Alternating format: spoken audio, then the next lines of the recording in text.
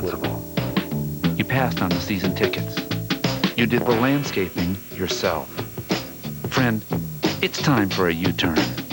This is the Buick Riviera at a very doable number. It has a supercharged engine and a really swell interior. Right now, it'll barely dent your checkbook, but the effect is sure to register. Riviera by Buick. You're due. Definitely due. You're watching Philadelphia NBC10. Serving Pennsylvania, New Jersey, And Delaware. now live. This is News 10. at 11.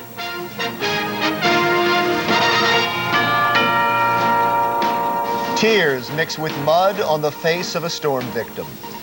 It is the drama and the devastation of El Nino. Good evening. I'm Renee Chenault. And I'm Larry Menti. Our top story on News 10 at 11, the most incredible images we've seen from El Nino's show its power and its fury.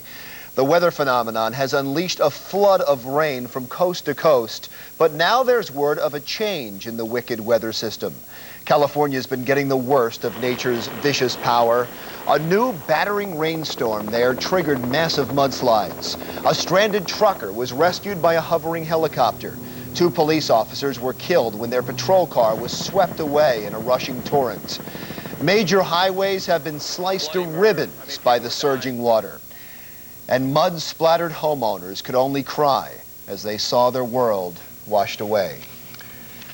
Huge craters have opened up in the middle of what had been some of the most expensive real estate in the nation. A powerful river of mud pushed a heavy chair for miles, and one baby that was swept away was found alive. You couldn't even tell it was a baby. It looked like a chunk of mud he was carrying. I didn't know what it was, but we could totally hear something. But, you know, back there, it sounded like thunder or something. Some children were carried out of their home minutes before it was swept away. An extraordinary rescue of stranded horses was carried out by air. And even when the rain invasion stopped, the furious ocean kept pounding relentlessly at the bruised shoreline. But, as we mentioned, there may be a change in El Nino that could have a major impact on our weather. Let's get the latest information from News 10 meteorologist John Belaris. John. Yeah, Renee and Larry, the latest satellite imagery just released from NASA this afternoon is indicating that the huge body of warm water that feeds these massive storms is beginning to shrink just a little bit. That means El Nino has peaked. It's on its down cycle. It does not mean it's over with, but it has reached its maximum intensity. It's beginning to decrease, so that means maybe another 2-3 months before El Nino will finally cease and stop affecting our world climate. Now, here's a short-term effect. There seems to be a blocking high beginning to develop along the Pacific coast. That means storm after storm after storm may stop for a while as this ridge begins to build in the west. That will block storms from hitting the Pacific coast beginning Thursday.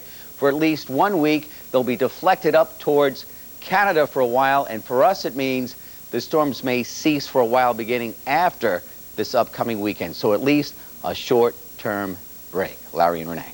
All right, John, we'll check back with you shortly. Well, another El Nino disaster, monster tornadoes that carved a deadly path through central Florida. At least 38 people were killed there. 7 people are missing, and hope is fading that they'll be found alive. As the massive cleanup effort begins, incredible tales are emerging from the rubble. Tonight, 68-year-old Shirley Driver has her young grandson back. Yesterday, a twister ripped the roof off her home in Kissimmee, Florida, near Walt Disney World. In the blink of an eye, 18-month-old Jonathan was missing from his bed. Shirley, her family, and neighbors began a frantic search. We were calling Jonathan, but he wasn't crying or anything. Panic set in with the question of where to look. Finally, they decided to search where this uprooted tree now rests, in the area where Jonathan's bedroom should have been. I saw the foot moved, and when I saw it moved, I hollered at him, and then we just knew him. We got to get to him.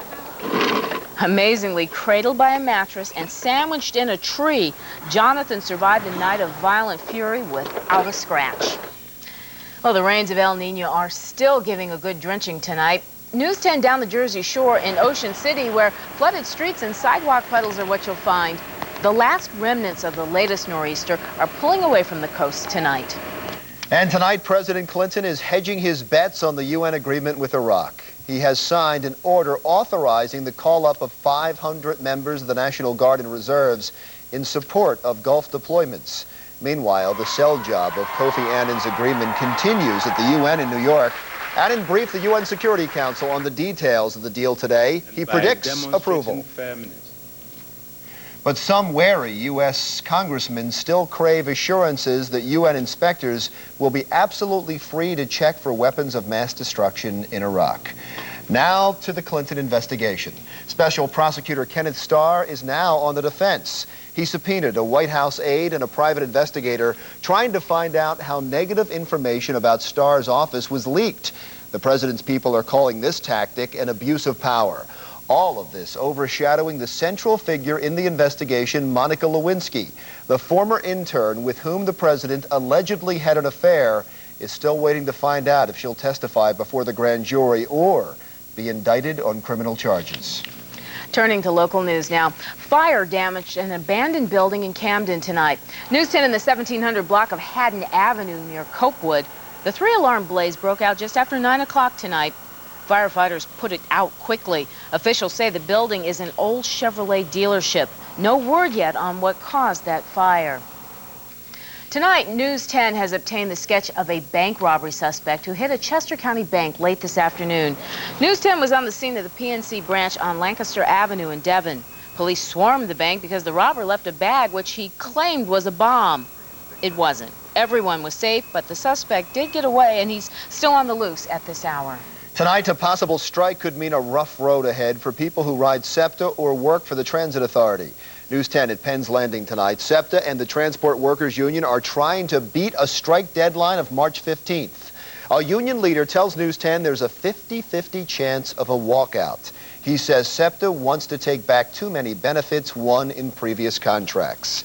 Here's another headache. More commuting hassles ahead for drivers who use the Benjamin Franklin Bridge. Workers will begin a $10 million project on Thursday. Over the next 2 years, the toll plaza will be repaved, new signs added, and a bus-only lane created. Eventually, the unused toll booths will be removed. Tonight, 3 men are charged in an alleged racial beating in Camden County. The incident reportedly happened at this Brooklawn, New Jersey playground on Sunday.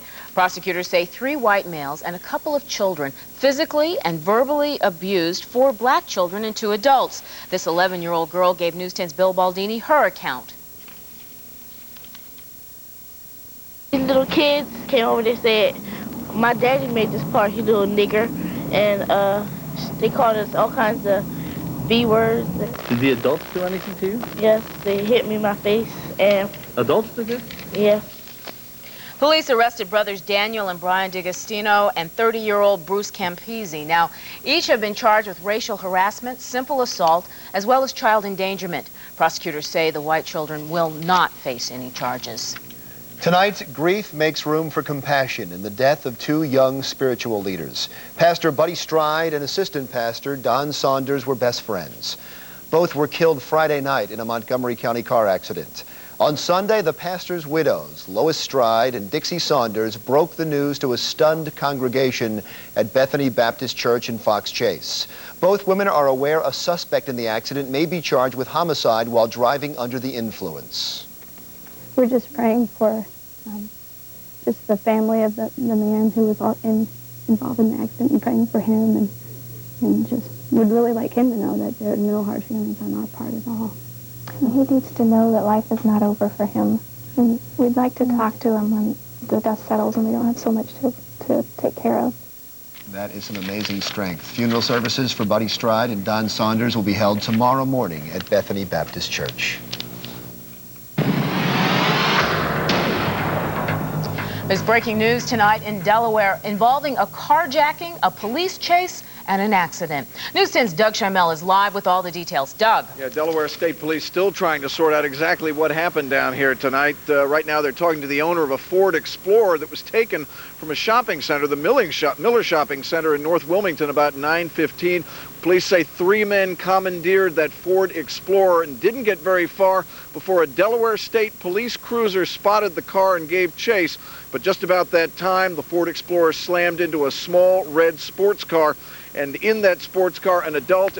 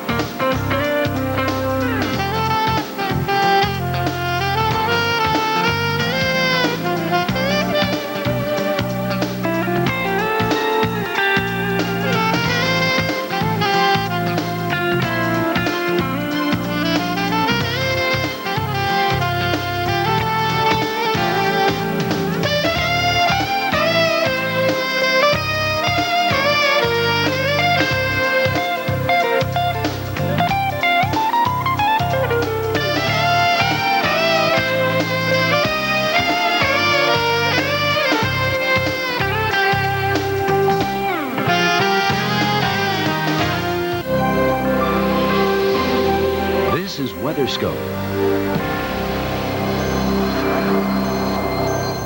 A slow-moving nor'easter continues to generate miserable weather across much of the Northeast and New England tonight. Good evening, I'm Christina Abernathy, and welcome to this edition of WeatherScope. I'm Warren Madden. Also, the storm that soaked California rumbled into the Arizona desert tonight, bringing powerful winds and hail. We'll begin, though, with an update on the Northeast. As you move inland into the Mid-Atlantic especially, you are seeing snow falling in some areas, and lots of it. This is the small town of Hamlin, Pennsylvania, not far from Scranton in the Poconos. As much as 20 inches of snow piled up in some parts of northern Pennsylvania, and even more snow fell as we head a little farther north into southern New York, scraping the driveways and the sidewalks and the parking lots. Lots of scraping to be done in Conklin Forks, not far from Binghamton. 26 inches of snow. Binghamton picking up 17. This is very wet, heavy snow. If you have to go out and shovel it, if you have any kind of heart trouble, take it easy out there. It's very easy to lose a lot of people in this time of the year. Heavy, wet snow, heart attacks. Please be careful. Lake Placid picking up about 6 inches of snow so far, but more will be falling. Low pressure sitting right around Cape Cod, winds circulating counterclockwise. It's primarily in New York and heading into Vermont that we're seeing the snow right now, although Worcester, Massachusetts picking up a little snow as well. And it should be coming to an end slowly across Pennsylvania as the low slowly pulls away. Here's what it looks like right now. You can see the rain spinning on into Maine, mostly in the form of rain, although winter storm warnings posted for northern Maine into northern New Hampshire as well. Also in the Adirondacks, where we're still seeing some heavier snow falling.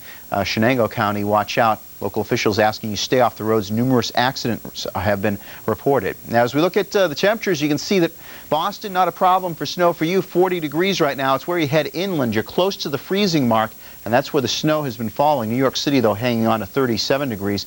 We will be seeing additional amounts of snow to the tune of 6 to 12 inches in the Adirondacks, coming down into central New York, also across parts of the Green Mountains. And as we go into the morning hours, rain along the coast, but as you head into western Massachusetts, northern New England, and across New York State and into Pennsylvania, still be seeing some snow. Now, speaking of Boston, the other thing that's been going on with this storm has been the wind. We've seen quite a lot of wind across the Boston metro area. Look at these pictures from earlier today. Umbrellas basically being shredded out there as the wind whistles between the high rises, and it looks like it'll continue to be windy on into the morning. So if you replace the umbrella, be ready for another bad day of it. 33 miles an hour now gusting at Boston, 30 miles an hour at both New York and Providence right now. Storm warning still up from Eastport, Maine, all the way down to the Merrimack River. Not much else happening in the eastern half of the nation, but that's not the story. As we head farther west for the details, let's turn it over to Christina.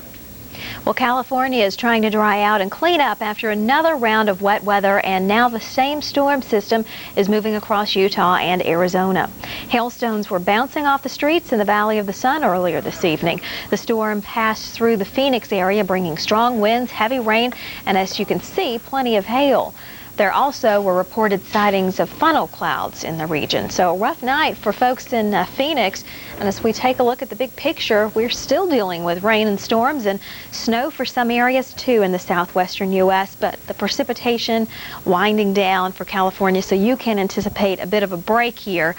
Finally, it looks like for the next few days, things are going to be nice and quiet, just what you need.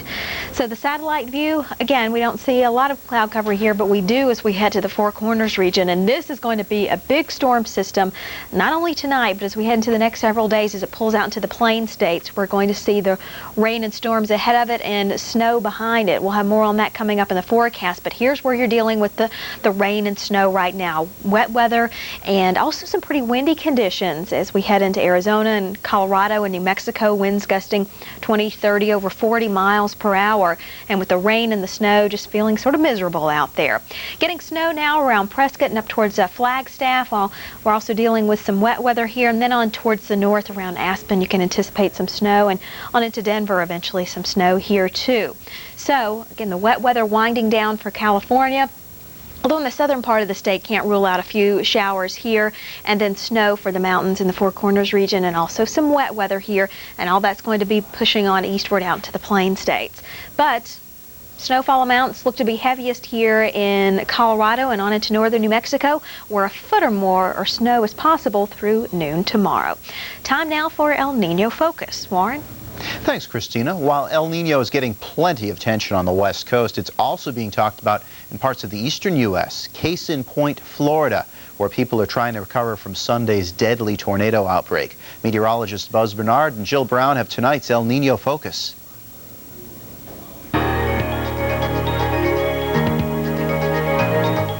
It was a deadly end to the weekend in the state of Florida. An historic outbreak of tornadoes Sunday night into Monday morning left tragedy in the path of those storms. The scene was one of devastation as officials searched what remained of homes and buildings. At least 38 people are dead, and that count could rise as crews continue to search for victims. Joining me now is senior meteorologist Buzz Bernard to talk about this event. And our question, of course, is, was there an El Nino connection?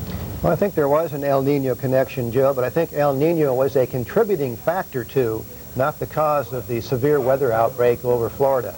And I think it was a contributing factor for several reasons, the most important of which is that in an El Nino winter, the southern branch of the jet stream is quite strong, and that has certainly been the case this winter. As a matter of fact, on the day of the storms, there was a 160-mile-per-hour jet over Florida, and that was an enhancement to the power of the storms. All right, let's take a look at a couple of radars here at the time these storms hit. Here's the radar imagery from 12:30 a.m. early Monday morning. And just to get you oriented here, this is Seminole County up in this region, and then Osceola County down here. Then looking at the radar imagery for 12:50, we can see that line of storms advancing through the southeast, leading to a very devastating night of storms over Florida. All right, in an El Nino year. Thank you very much, Buzz Bernard. That's our El Nino Focus for tonight. Now back to the studio. Thanks very much, Jill and Buzz. Join us every evening for El Nino Focus right here on the Weather Channel. Now here's Christina with your Wednesday forecast. All right, Warren, here we go into Wednesday morning, and we're still feeling the effects of the nor'easter, still dealing with rain, and as we head inland, dealing with snow. Burlington up towards Caribou, but Boston, it's going to be a soggy morning commute for you. Maybe you'll want to set the alarm clock a little earlier, some slippery roadways out there, and as we head on towards White Plains and into Manhattan, you can deal with some windy conditions here. So temperature of 33 degrees, but with the wind, it may feel much colder than that. So bundle up as you head out tomorrow morning. Nice weather in the southeast to start your day. Atlanta, plenty of sunshine, a temperature of 40 degrees. Similar story into Florida, plenty of sunshine and fairly mild temperatures. But as we head to the west, not so nice here. This is the big storm system we were talking about. Rain, wind, and also snow here. And as we head on to the west, things finally quieting down for you here in Southern California. 50s to start the day with just a bit of cloud cover, looking pretty nice indeed. The big picture, well, the southerly winds are going to keep things. You're about to see why pen-made products